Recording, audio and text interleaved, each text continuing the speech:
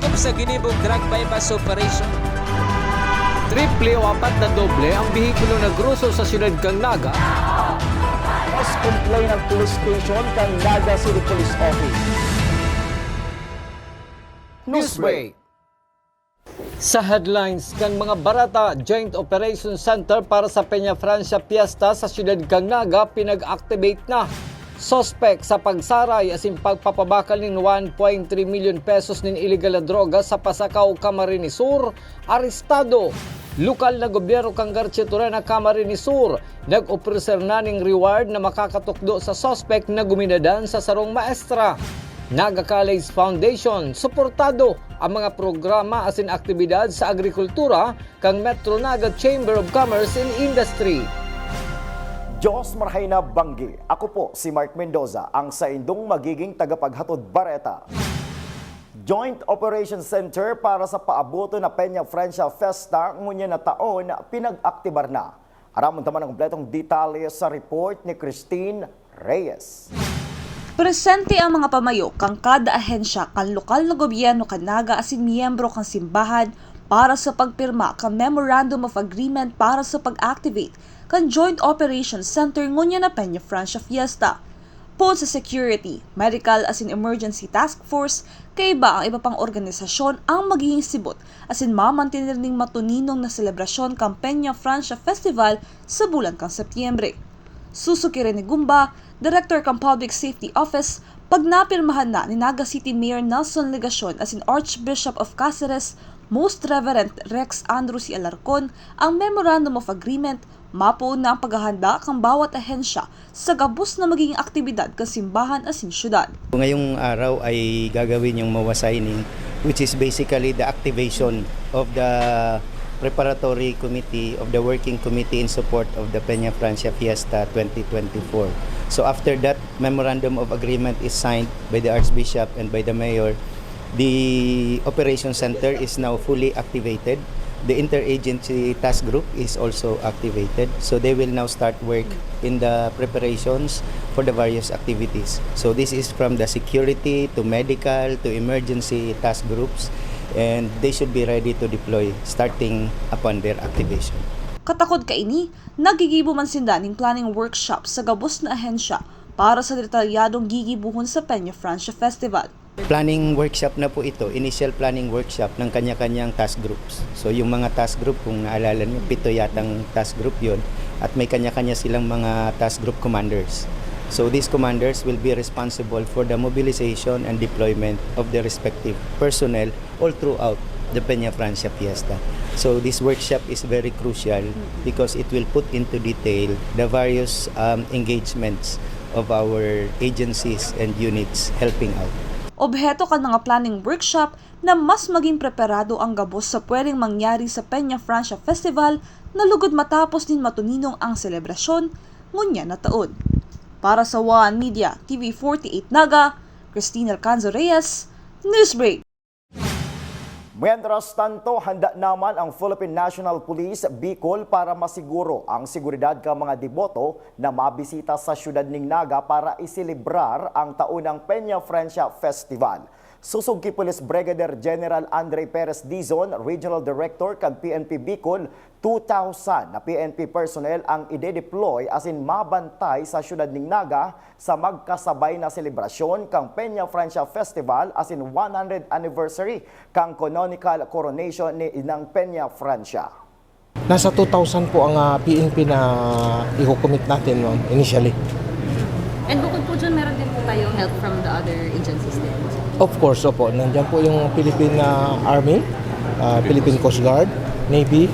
So, gabos po magtarabang-tabang. Pati nga po sa mga NGOs na mga volunteers, mga Crime Watch, Communication Group. Gabos po yan na kaibahan ka sa pag-secure kayo ng celebration po.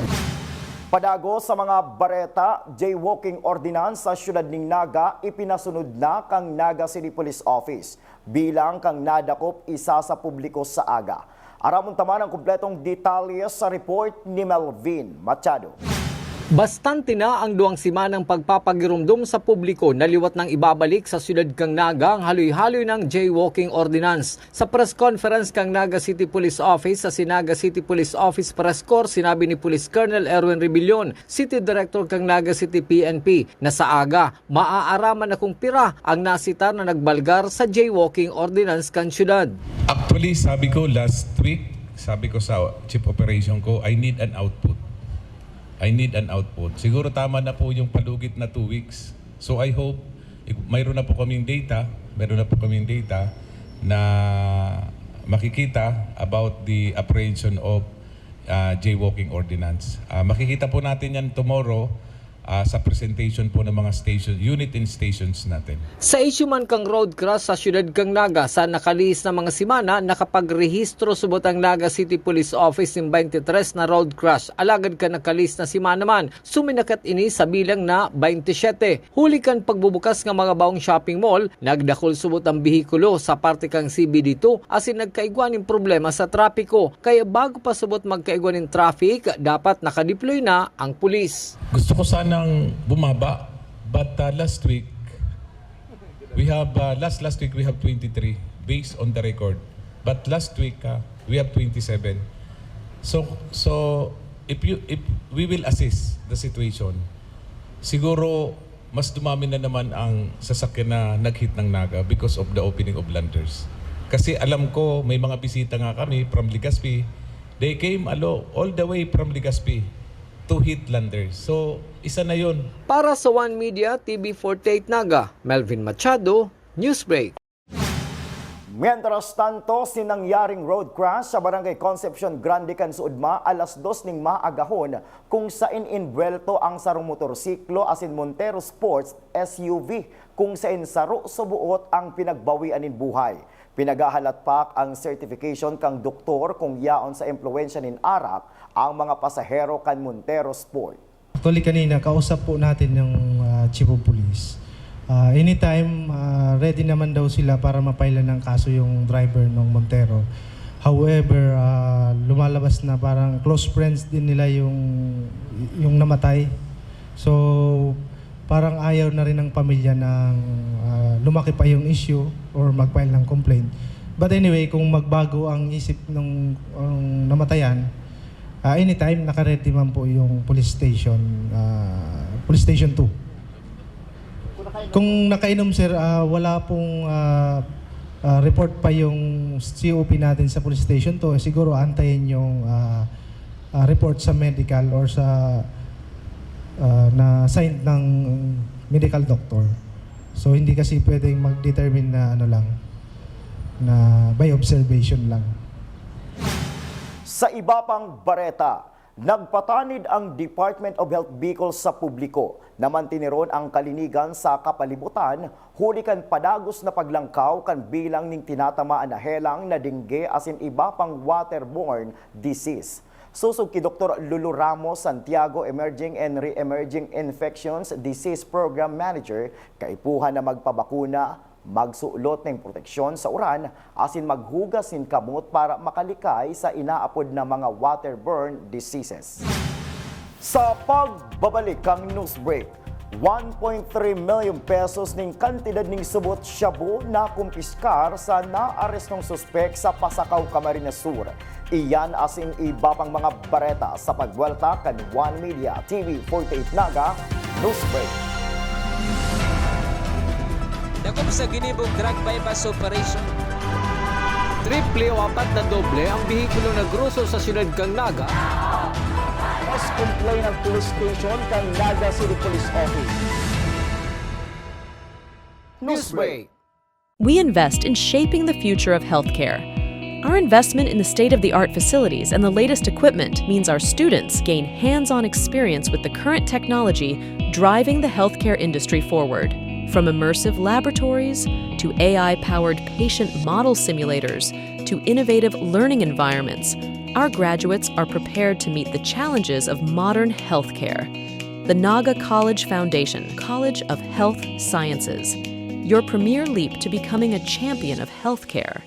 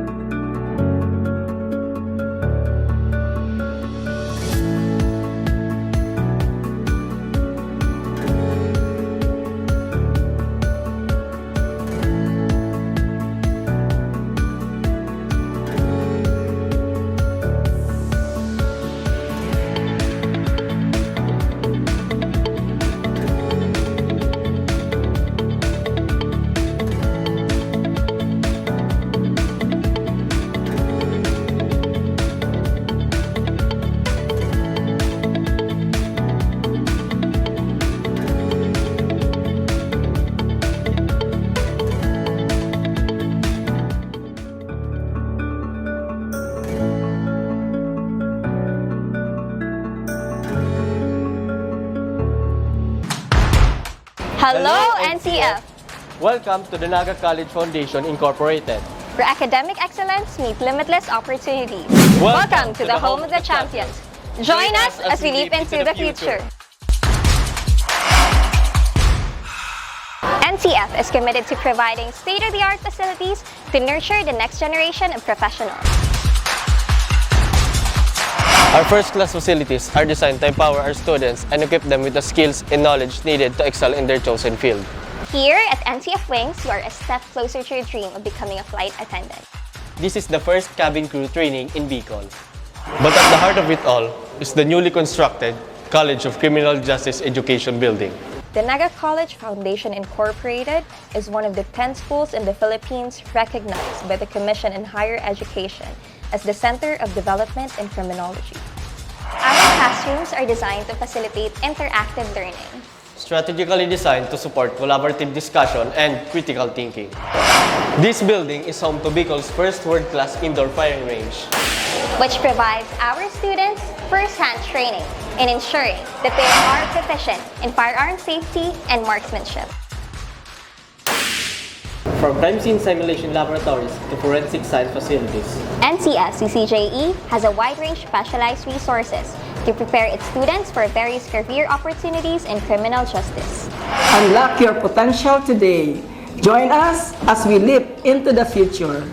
Join the Naga College Foundation College of Criminal Justice Education.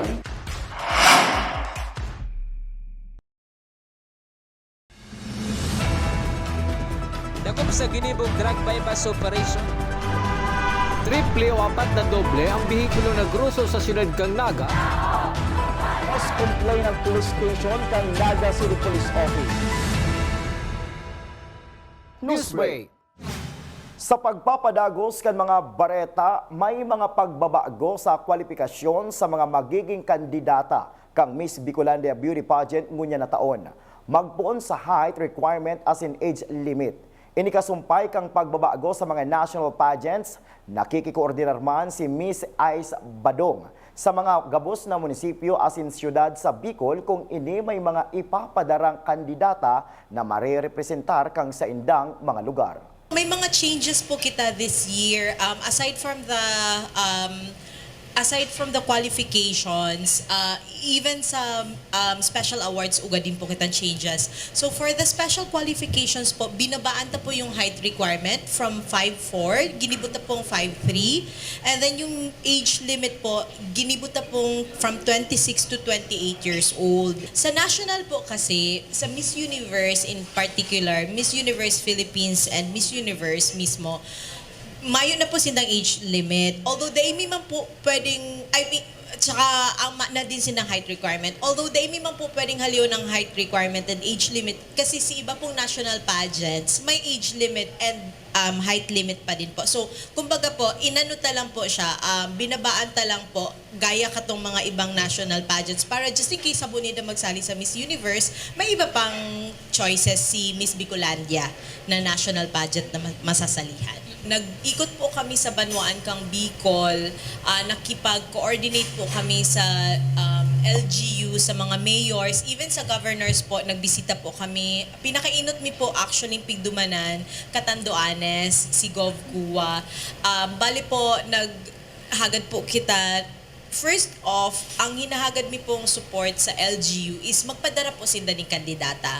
And ikaduwa po, naghahagad din po ako ng favor sa mga mayors and governors na supportaran po ninda financially si mga kandidatang ipapadara po ninda. Bako man po bagang mura magsali sa pageant. Sobrang grabe pong gastos. So, saro po yan sa mga pakiulay ta, sa mga, mga LGUs kung mapadara po sindang kandidata. Sa satuyang police report, 1.3 million pesos ning pinagtutubod ng shabu nabakal asin nakumpiskar sa sarong suspek sa Pasakaw, Camarines Sur. Aramon taman ang pletong detalye sa report ni Melvin Machado. Bulan pa kan Marso ngunya na taon under surveillance na kang tropa ni Police Major Alan Lopez, Chief of Police kang Pasakaw Municipal Police Station ang suspect na si alias Ron, residente kang Barangay Udikon, Pasakaw, Camarines Sur, huli sa pagpapabakal subot kaini nin illegal na droga sa nasabing banwaan. Hali sa Metro Manila ang subot shabu na pinagbabariwas kaini sa Pasakaw, Camarines Sur na iyo ang sa iyang area of operation asin pagtaraid na munisipyo. Tayo ng isang bypass operation kahapon. Ang subject person po natin is alias Ron ng Barangay Udikon. Yung tao po na yan ay matagal na naming under surveillance simula ng March ngayong taon. Na kung saan ay na-monitor namin na palagi siyang kumukuha ng illegal drugs sa Metro Manila at dinadala dito sa Pasakaw. Dito po ang area of operations niya at yung karatig bahayan natin. Sa inilatag na anti-illegal drug bypass operation, enot nakabakal ang mga operatiba nin 100 grams sin subot shabu sa kantidad na 200,000 pesos. Kasunod na kaini ang pagkakarecover kang swipang 100 grams sin subot shabu. Sa kabilugan, 200 grams sin illegal na droga ang nakumpiskar sa kantidad na 1.3 million pesos. Naka-transact po tayo ng 100 grams ang napag-usapan sa halagang 200,000 pesos. And nung mag-transpire yung natin, yung operation, bypass operation, nung mahuli na yung tao, mayroon pa siyang posisyon na another 100 grams. Kaya bali po, nasa 200 grams na illegal drugs ang nasama-sama sa kanya. Nagkakalaga po ng 1.3 million. Pinaghahanda na ang kasong pagbalgar sa Republic Act 9165 laban sa sospek. Para sa One Media, TV48 Naga, Melvin Machado, Newsbreak. Padagos pa sa mga bareta, 50,000 pesos ang pinag-o-presyer ngunya na reward kan lokal na gobyerno kan Garche Torena, Camarines Sur. Sa siisay man na makakatao o makakatukdo kan pinagtataguan kan suspek na si Bivilito Tuyan Jr. na suminaksak sa biktimang si Mary Grace Ruiz Cledera. Sa social media post kan Garche Torena Public Information Office, ang nasabing kantidad ang mahali subuot kay Mayor Lida San Luis kan nasabing banwaan. Siniguro man subuot kan lokal na gobyerno. Sisiguruhon man subuot kan lokal na gobyerno kan Garche Torena na dai makakaluwas ang pangaran kan mataonin impormasyon sa pinagtataguan kan suspek. Mientras tanto, kasong murder ang isasaangat na kaso sa nagtatagong suspek alagad maaasikaso subuot ini kan pamilya kan biktima pagkatapos kan lubong. Ang latest pong tagduman, ang LGU Garche Torena po through the leadership of Mayor San Luis, nagpaluwas na po sila parang bounty reward, monetary reward amounting to 50,000 kung si man pong makapagtao kay impormasyon pong hain. Padagos pa sa mga bareta, hiling-hiling sa CCTV footage kang MGRRMO San Fernando, Camarines Sur ang pagsalpok kang sarong Toyota Avanza na pinagmamaneho kang sarong alias Romulo, 39 anyos kan Barangay Castillo, Kabusaw, Camarines Sur. Lunad ang 5 persona sa kasabatan kaning trailer truck na pinagmamaneho kang sarong alias Ronel, 31 anyos kan Barangay Pian, San Fernando, Camarines Sur. Ang Toyota Avanza ang naglaog sa linya kang trailer truck. Tulos man dinara sa ospital ang mga lunad kang nasabing bihikulo alagad pinagbawian nin buhay ang saro sa lunad kang SUV matapos ining maipit. Sa iba pang bareta, Aspire 2024 kang DA Bicol as in Metro Naga Chamber of Commerce and Industry, suportado kang Naga College Foundation. Aramon naman ang bletong detalles kan sa report ni Campus Correspondent Denise Batir.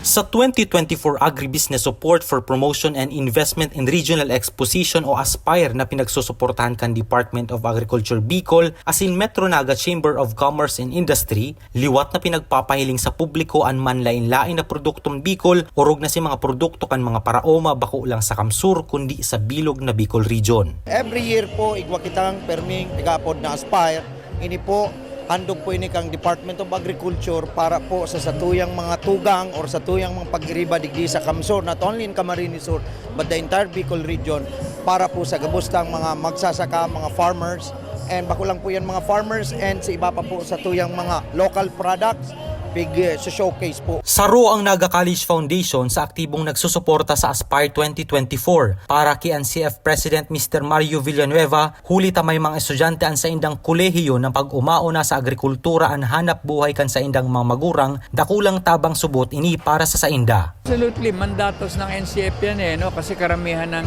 estudyante natin are coming from families of farmers, 'di ba?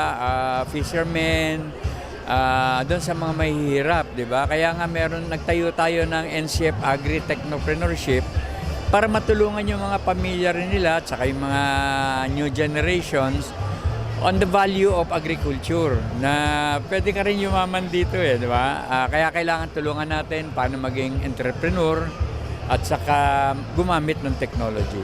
Tubod man si NCF President Villanueva na kung padagos susuportahan ang arog subot kaning programa, sigurado ang tabang para sa mga paraoma. Alam naman natin na ngayon health conscious na mga tao, especially the Gen Z, no?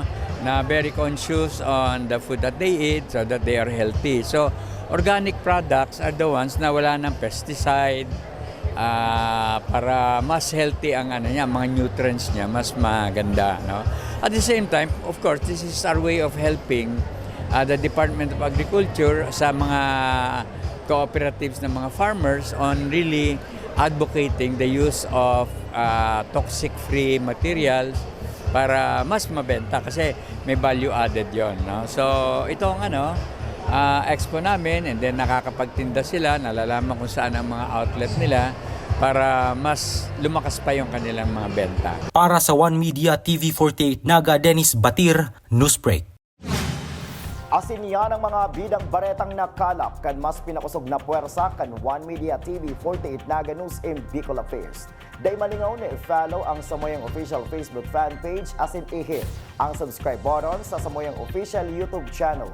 One Media TV48 Naga, tanganing updated kita sa mga bareta asin istoryang bida ang Bicolano. Ako po si Mark Mendoza, asin ini ang One Media TV48 Naga Newsbreak. Dakop sa ginibong drug bypass operation. Triple o 4 na doble ang bihikulo na gruso sa siyudad kang Naga. Mas complain ng police station kang Naga City Police Office. Newsbreak. Flight attendants, prepare for takeoff, please.